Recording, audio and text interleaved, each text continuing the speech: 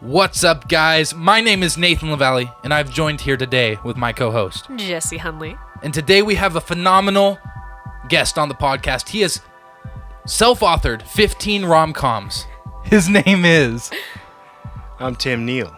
Yeah, and he actually hasn't authored 15 rom-coms. We wish he would, but not yes, yet. Not yet. Maybe someday. Yeah. Well, there's that one that's still, on the spiral notebook that I started in It's in the 7th grade. works. Okay. Really? Yeah, it's there. Really? And it's in a box. Oh my god! Next We're gonna week dig on the that up, podcast, yeah. maybe we'll do that. Well, today we are going to be talking about an interesting topic. We're going to be talking about adolescents and divorce. Now, we kind of specified this isn't adolescents who are getting divorced. That's a separate podcast topic. This is yeah, that's different. This is adolescents who are struggling with their parents going through divorce. So buckle up. This is going to be a crazy ride. Welcome to this week's episode of 10 Under.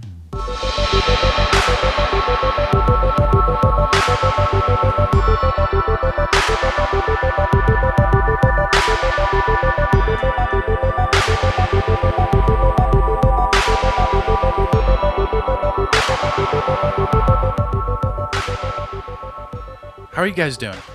I'm doing quite well. How are y'all? So good. Okay. So very We good. definitely did not just grab Tim 5 minutes before this podcast and asked him to come on. Yeah. He prepared lots of things for today. Extemporaneous is always the best. Yes, he's actually been aware that he's going to be on the podcast for the last 3 years, and he's been preparing, Yes. despite the fact that the podcast is about a month and a half old. He's known for 3 years. He's known. And I didn't know either of you 3 years ago. Yes, that's how divine Yeah. this Yeah, this was podcast- meant to be. Yeah, exactly. It came in a vision, yeah. Oh my goodness. Well, speaking of visions, Oh. Jesse I had can't one. segue that. That's not a Jesse, good segue, yes. Current events. Yes. So, current events. I definitely try to spend my time looking at positive current events, and I will say sometimes it's a little difficult in these times to find really positive ones.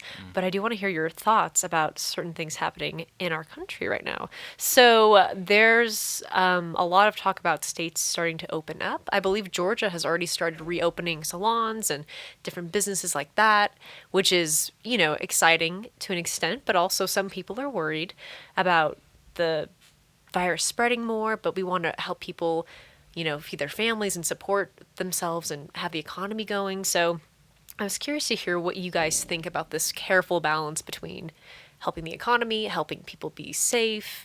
It's definitely difficult. It's very gray. So what do y'all think about Tim, them what do you opening up think? this early? Well, I don't know.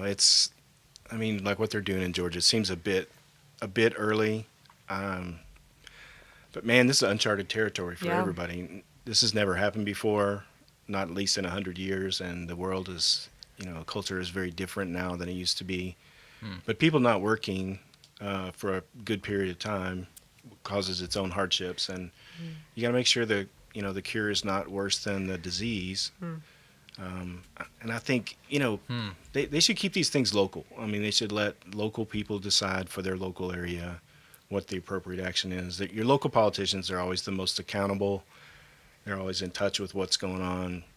So That's awesome. I'll Yeah. defer to the locals on that one. Yeah, it's kind of crazy. I'm friends with some pretty extremist people on Facebook. I think we all are. You We've kind all of got that uncle. That's what Facebook yeah. is for. yeah, it's actually to see the extremes. But there's this guy, I won't dox him or anything, but he's anti-vaxxer. I think he's probably flat earther, and man, he is very vocal about like, you're stealing our rights, and like it's just, and I get that. I mean, I understand part of that. I think it comes from probably a genuine place. I don't think he's crazy or anything.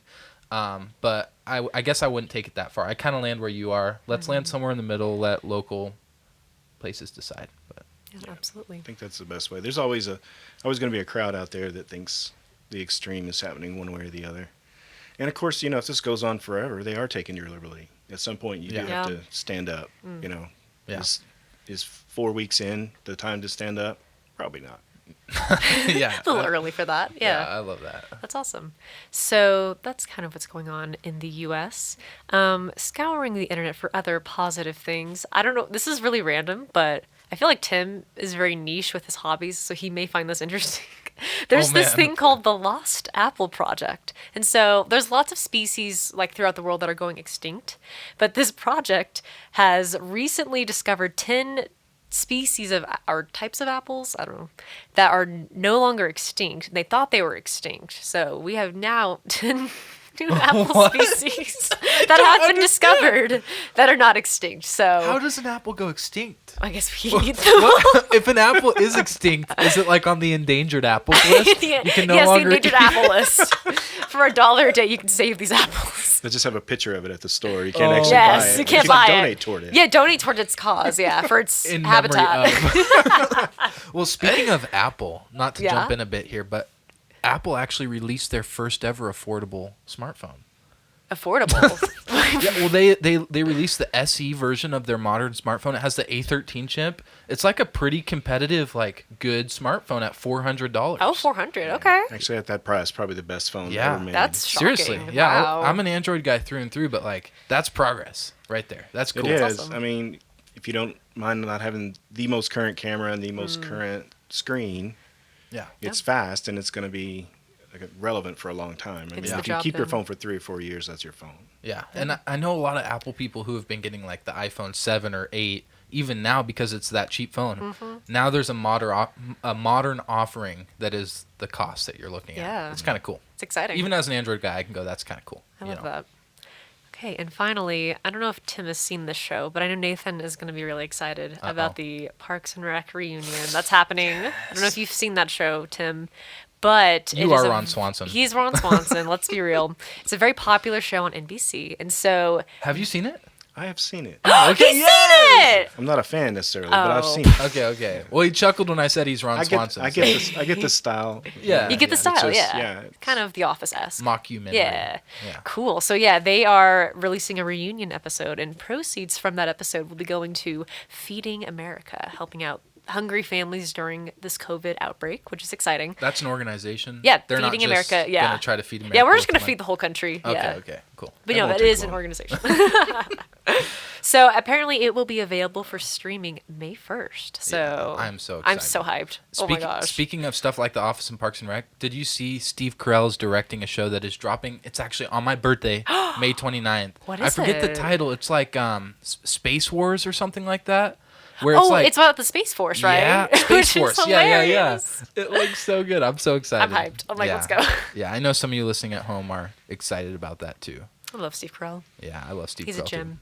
All right, awesome. So that's really all I have for positive news. Apples, Parks and Rec, and Extinct apples. no longer extinct apples. Yeah.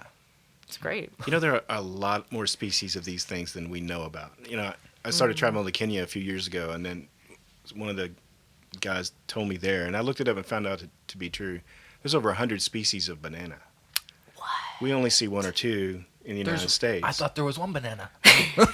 100, over 100 species that they know about. Are they distinct? crazy. Like They're all different distinct. They flavors grow in and different parts of the world, different sizes, different crunchiness and crispy and Crunchy? mushiness? The kind they get over there are the small sweet ones, Oh, I like and those they ones. are amazing. Wow. You come home and you eat a banana here, you're like, I tried to That's get a not small one at the store. It wasn't good. no, they don't last well. Yeah. They don't travel well, and that's why we don't get them, Yeah. because they don't travel well. The more you know. Now I want bananas. Wow. All right.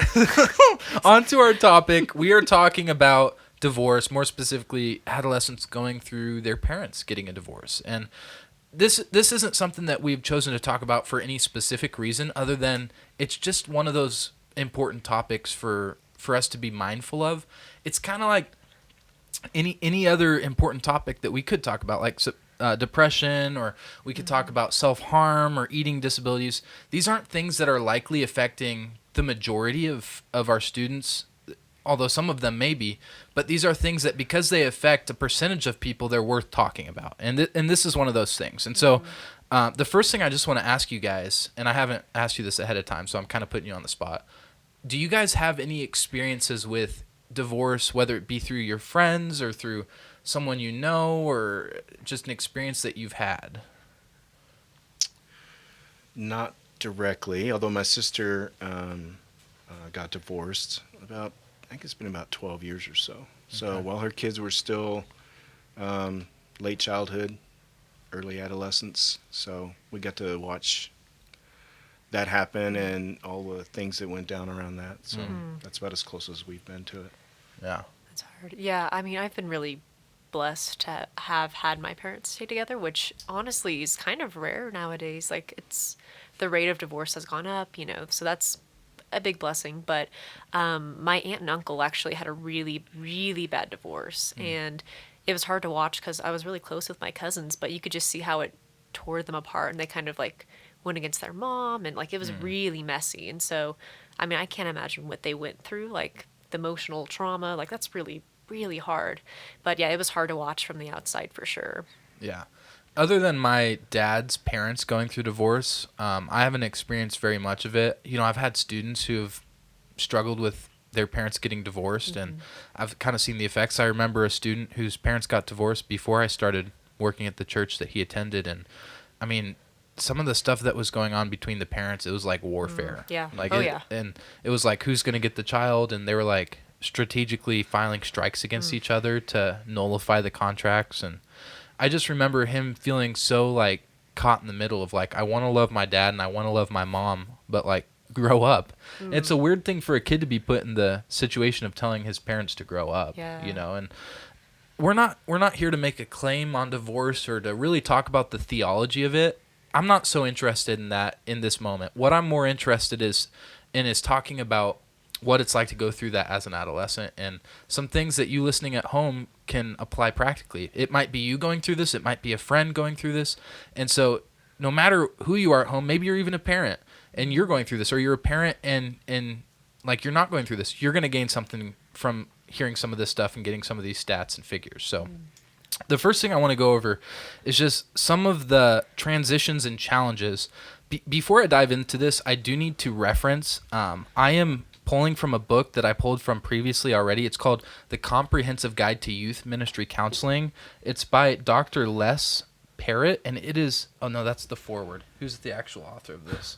Oh goodness. I'll link it in the show notes so that you guys are able to see who the actual author is. For some reason, it's not entirely apparent on the cover, but I'll link it in the show notes and everything.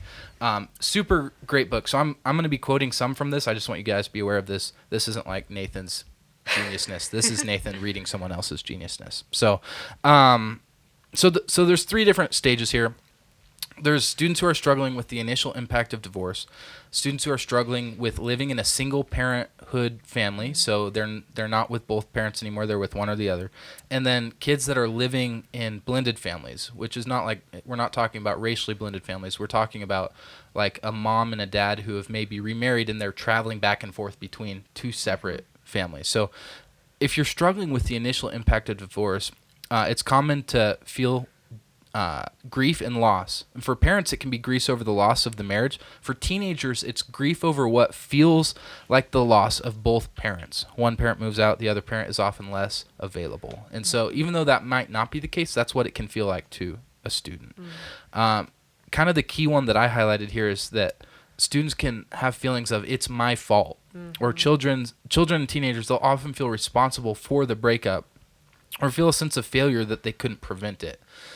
Obviously, that's not the case. This is rarely, if ever, the case that it's the children who are causing the divorce. And you need to hear that at home. If you think something like that, stop thinking that. That's not true. And I know it's not that simple. I know there's more going on behind that, but I just want to tell you that if you're listening at home thinking that. Also, you can face changes, which may include relocation, adjustment. So like logistical changes can be a struggle with the impact of divorce. And then finally, one of the hardest things, negotiating legal decisions, including custody, child support, visitation, without placing the children in the middle of an adult conflict. Really, really hard.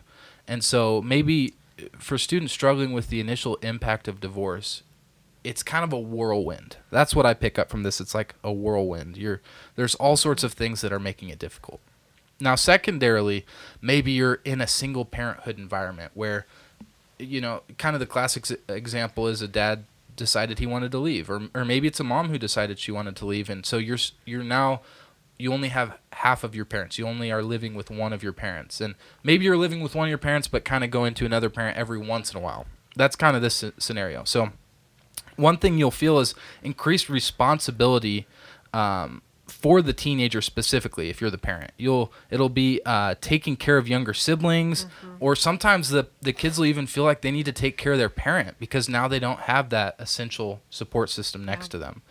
And then also dealing with a decreased standard of living, oftentimes, and a loss of financial resources. You no longer have the resources of both parents, and so it can look like, again, logistical loss of like maybe you need to move to a smaller place or something like that. The one I underlined of these ones is balancing the parents' emotional need for support with the establishment of healthy parent-child boundaries. Yeah. I think that is really hard. So the parents are going through a lot. They're struggling with a lot. And how do you be honest but not like inappropriately involve them in an adult conflict? That is really challenging and something that I feel like a lot of students go through. And then also establishing and maintaining relationship with both parents is really hard. Now, finally, for blended families, this is actually probably the most common of these. In fact, there's actually a statistic here. Some family researchers suggest that the remarried families will constitute the most common family type in the 21st century, Wow. which is crazy. A great description of what this is like, I think it sums it all up perfectly. It's like going back and forth between two warring planets, each with its own set of rules, customs, and even language. And you don't really feel like you fit into either place. Wow. So you're dealing with step parents now. You're dealing with divided loyalties. You're dealing with parental authority, different rules. Consistency is thrown out the window, and that's one of the key elements of good parenting is consistency. And then also figuring out how to cooperate as parents for the long haul is just got to be super hard. Balancing the teenager's need for a life with the parents' visitation rights, really hard. And so these are kind of some of the things that you might feel as you struggle through this. What do you guys think about this? Have you seen any of these things? Do any of these things stand out to you? Do you have any thoughts? Yeah, I definitely, with the experience that I've had seeing people go through divorces and the way they interact with their children, I definitely have seen parents kind of keeping their children in the middle of all of the chaos and like going to their children, maybe bad mouthing the other parent or saying, getting them involved in adult things that they shouldn't be in the middle of, and leaning on them like now they're your support, kind of like what you said, which is really hard to watch. That's not a healthy boundary between parents and children. But yeah, I completely agree with what you said. Yeah, some years ago, this church used to put on a camp each year for single-parent families. We called it, imaginatively, single-parent family camp. Creative. Yeah. Love it. It was a great thing. It went on for about, 20 years. Wow. And I used to go out and do the tech, to take pictures and do the sound and all kinds of tech toward the end. And having very little exposure with kids in that situation before in my life, it was pretty eye-opening. Yeah. I mean, you see that play out in all kinds of dynamics. Kids are, behavior is an issue, obviously.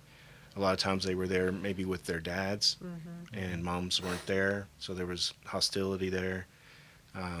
Sometimes you even had the parents like openly dating, and their kids having to watch all that play out. So there's a whole other dimension of, that feels like you're being disloyal even though you're divorced. And so, yeah, we got to see quite a bit. I mean, there's tons of stories that come out of that. But there's also a lot of blessing just in watching people going through the same kinds of things, recognizing that they're going through stuff, taking positive action to mitigate it. I mean, just by being at the camp, it was only for single-parent families. They knew why they were there. All the kids were children of divorce, so they all knew about it. It created a really unique environment. I mean, the kids were really opened up to each other. There was a lot more peer love, really, between each other. Those groups that formed there were really difficult to break. I mean, even now it's been, I think 2009 was the last time we did it, and we still have probably 10 or 12 hits on that Facebook page every week. Wow. Just people just going back reliving pictures and stuff from that time. So. Wow. Yeah, that's crazy. Shared experience pulls people together Very much. like nothing else, Absolutely. And so I want to move on. I think we've done a good job of highlighting like some of the struggles of if you're going through this or even if you're the parent in this situation. And so what I want to talk about now, I think this is crucial, is when you should refer in this sort of a situation. And Tim actually highlighted it really well the first thing I want to say, though, is that parents, you should not assume that there's going to be an easy adjustment and acceptance of the divorce by your children. Even when no emotional or behavioral problems are evident, counseling can be the exact right thing that your child needs. And I'm going to go out on a limb here and say also that your child doesn't need to be placed in counseling. You should go with them. I'm a huge proponent of the family model of counseling, and so I think you and your kid should go to counseling together and process through that. I think that's just really important. But some practical things for when to refer. Maybe you're a student listening, and you can do some self-referral. Maybe you notice some of these things, and you can go to your parents and say, I'm feeling like I'm needing counseling. That would be the best thing ever. So if your responses to the family change begin to interfere with school, social relationships, or behavior. So the three things: school, social relationships, or behavior. And I actually think it's similar to what Jessie said on our podcast about depression. If you're struggling to go through your normal day-to-day tasks, I think that's a good indication that something is affecting you on a deep emotional and mental level. And it's worth working through that with a trained professional. And so we are, every single time we meet and talk about something, going to be huge believers in counseling. Yes. Because it works and it's crucial. It's probably the best medicine for these sorts of things. And so there's no shame in it. There's no stigma in it. All of us need counseling at different points in our lives. So I want you to know that you're not weak for needing counseling. Awesome. Yeah, and I just want to point out that, I mean, I know the three of us haven't personally gone through divorce, but I'm sure a lot of people, especially adolescents who are going through this, maybe feel alone. They may feel like, y'all don't understand what I'm going through. You don't understand how my parents are like. And I just want to encourage you and say a lot of people know exactly what you're going through, and they can be there to support you and connect with you. And so don't feel like you're alone, because you're not. Yeah, exactly. So let me give some practical ideas. We've kind of talked about what to do if you're someone going through this, or if you're a parent with kids going through this. Let's talk about what to do if you're not going through this and you're trying to be there for someone who is. I think that's also a common demographic amongst our youth group, is you're going to be people on the front line supporting your friends as they struggle through this. So the first thing I'll say is staying neutral, especially in these things, is super important. It's really easy, even as youth ministers, it's easy if we didn't know better to jump on and start piling stuff on the parents. That is not a good thing to do. It's not helpful in letting them process in the way that they need to process. It does more harm than good. Now, of course, there's extreme examples, like if the parents are being abusive, and we'll talk about that later. Yeah, pile on that stuff. But like for issues of preference, or like things that aren't that, it's best to stay neutral and just listen. Be an ear to someone. Yeah. And so stay in the middle. It doesn't mean that you're going to disagree with your friend. It doesn't mean that you're going to disagree with the parents. It just meaning you're staying neutral. Now, secondly, super important, probably equally important, is to establish for yourself a personal vent relationship regarding the help that you're doing for someone. So it is so easy to get yourself burnt out if you are the emotional support system for someone. So obviously, Jessie, if you're sharing with me about your struggle with divorce, I can't go to you and be like, Jessie, man, it's just so hard to listen to her talk about it. Like, the answer is so clear and obvious, and like you can't do that. And so maybe I'm going to go to Tim and say, Tim, do you have 10 minutes, man? Like, every once in a while, I've been talking with Jessie, and she's struggling with divorce, and I just need someone to like, woo, to, and Tim's going to be like, no, go find someone else, but that's fine.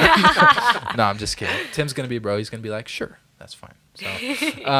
So find that person. I remember a time when I was kind of trying to help someone struggle through something like this in college, and I just wasn't able to be that for them because I didn't have this. So find someone you can talk to. And finally, if your friend is being abused by their parents, I want you to be aware that Texas is a mandatory reporting state, which means that if you learn of a child being abused, even if you're not an adult, it takes it a step further than a lot of other states. No matter who you are, you have a legal obligation to report that to the local authorities or to Child Protective Services. And so one thing that helps with that is stating that. So if you're going to be talking to a friend about, and I do this anytime I talk with a student about really just about anything that could lead to this, is I'll tell them, I just want you to know, like, what we talk about stays between us, but I will have to follow the law. Yes. And if the law requires me to say something, I'm going to say something. And that's out of your best interest. And so identifying that up front prevents things like if you say, no, I'm not going to tell anyone.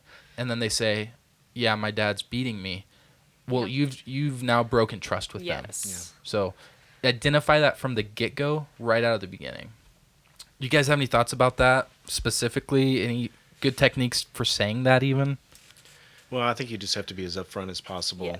I mean, you want someone to be as open as possible, but it's never in anyone's best interest to be the victim of abuse, ever. Yeah. And so there's not anything that you can say that's going to change that. I mean, it's definitely the right thing to do in every situation. But I wanted to mention, just when you were talking about if you're the person who's giving support to someone who's going through that situation, it's real important if you do that to create some personal boundaries, especially around your own relationships. I remember Susie and I, my wife, were walking with my sister and her now ex-husband through that process. We were close with them and good friends with them, and just the pressure that it put on us as a relationship, and we saw as their, because you see in someone's pain, you see some of your own pain. That's how we empathize, and that's great. But it's easy for that to like dig into your own relationship and kind of can cause fractures. We felt times when we were like being pulled apart because we disagreed about something that was happening. And one of the most important things you can do is to protect those personal relationships, hold on to them, and don't let someone else's grief to overcome, to spread to you. If help if you can, but two bad things don't make it better. So. Yeah, that's awesome. That is so good. I've messed that up many times. Seriously, boundaries, they're good. Boundaries. Well, I'm gonna stop talking. I'm gonna pass it over to Jessie. Oh, Jessie, we are doing one final activity. we are. What activity are we doing? So, and this is fun because Tim has not technically played this game. That's crazy. It is crazy. So we're actually playing Tic-tac-toe. No, I'm just kidding. He hasn't played tic-tac-toe. hide and seek. Let's go. Hide and seek podcast edition. So we are playing Just silence as we go to other rooms. 1, 2, like in the background. Just counting. Found you. All right, sorry. We're playing Would You Rather, and so Yeah. Would you rather? that's the That was theme. the- I love that. The little that was the jingle. jingle. That was Nice. solid. Okay, so Nathan, you want to start us off with a great, juicy Would You Rather question? I guess I'll start us off. I have a classic one I always ask. Would you rather, anytime you heard a song, whistle the tune out your belly button? Or would you rather, anytime you heard a country song, instantly poop your pants? Wow. I know. It's not a fun game. I very strongly am pro whistling belly button. I feel like that's just really cool, honestly. I don't want, and plus we live in West Texas, and I will assert the fact that you're gonna hear country music a lot walking around stores. I don't want to poop my pants. Oh no, Tim McGraw. Oh, I don't want that.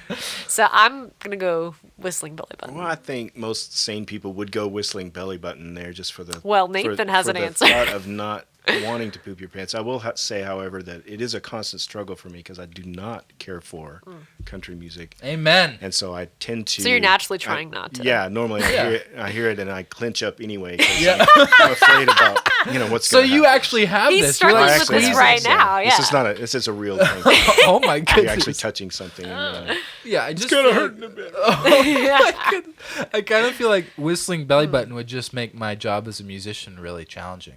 Like recording, I'd have to like soundproof myself from the chest down. If I Either was- that or get really good at it. Yeah, I you mean, can really like do want to. harmonies in the What a niche. background. Yeah, what a niche. Yeah, kids would love that. it's awesome. leading worship and whistling the reckless Yeah, I don't know that love. I'd go to Yeah. worship, but definitely kids show.